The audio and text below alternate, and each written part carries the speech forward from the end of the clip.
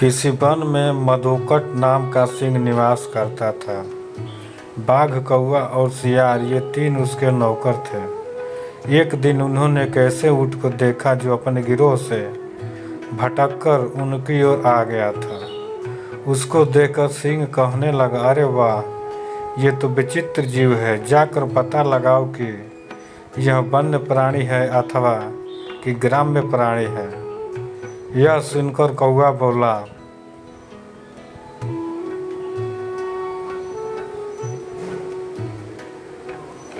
स्वामी, यह ऊँट नाम का जीव ग्राम्य प्राणी है और आपका भोजन है। आप इसको मार कर खा जाइए।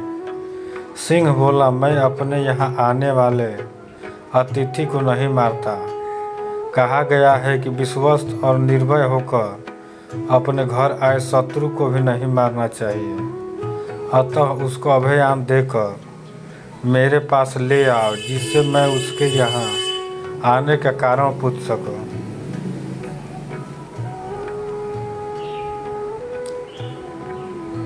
सिंह की आज्ञा पाकर उसके अनुचर ऊँट के पास गए और उसको आदर पूर्वक सिंह के पास ले आए। ऊँट ने सिंह को प्रणाम किया और बैठ गया।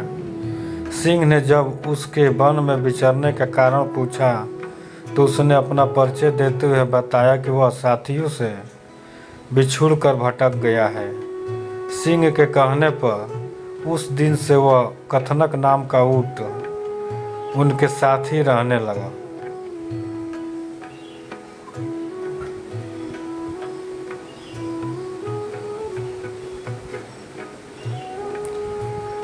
उसके बाद मधुकट सिंह का किसी जंगली हाथी के साथ घमासान युद्ध हुआ। उस हाथी के मूसल के समान दांतों के प्रहार से सिंह अधमरा तो हो गया, किंतु किसी प्रकार जीवित रहा। वह चलने फिरने में अस्वस्थ हो गया था। उसके अस्वस्थ हो जाने से कौवे आदि उसके भूखे नौकर भूखे रहने लगे, क्योंकि सिंह जब शिकार करता था तो उसके नौकरों को उसमें से भोजन मिला करता था।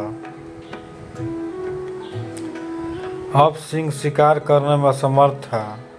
उनकी दुर्दशा देखकर सिंह बोला, किसी ऐसे जीव की खोज करो जिसको मैं इस अवस्था में भी मारकर तुम लोगों के भोजन की व्यवस्था कर सकूं। सिंह की आज्ञा पाकर वे चारों प्राणी हर तरफ शिकार की तलाश में घूमने लगे। जब कहीं कुछ नहीं मिला तो कौवे और सियार ने परस्पर मिलकर सलाह की। सिंगार बोला, मित्र कौवे, इधर उधर भटकने से क्या लाभ? क्यों ना इस कथनक को मारकर ही उसका भोजन किया जाए। सियार सिंह के पास गया और वहां पहुंचकर कहने लगा, स्वामी, हम सबने मिलकर सारा वन छान मारा, किंतु कहीं तो कोई ऐसा पशु नहीं मिला जिसको हम आपके समीप मारने के लिए ला पाते हैं। अब भूख इतनी सता रही है कि हमारे लिए एक भी पग चलना कठिन हो गया है। आप बीमार हैं।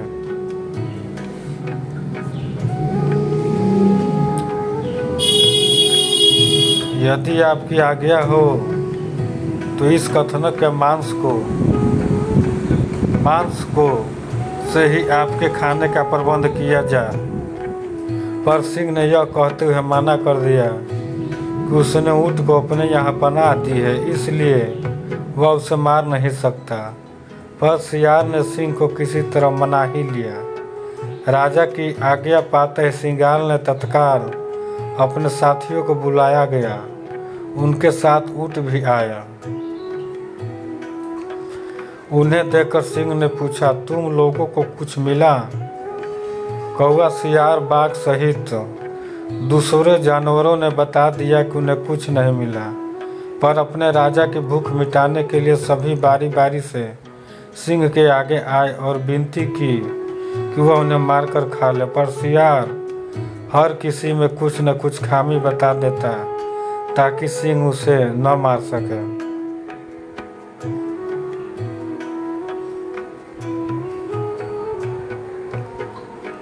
अंत में ऊँट की बारी आई। बेचारे सीधे साधे कथनक नूट ने जब यह देखा कि सभी सेवक अपनी जान देने की विनती कर रहे हैं तो अभी पीछे नहीं रहा।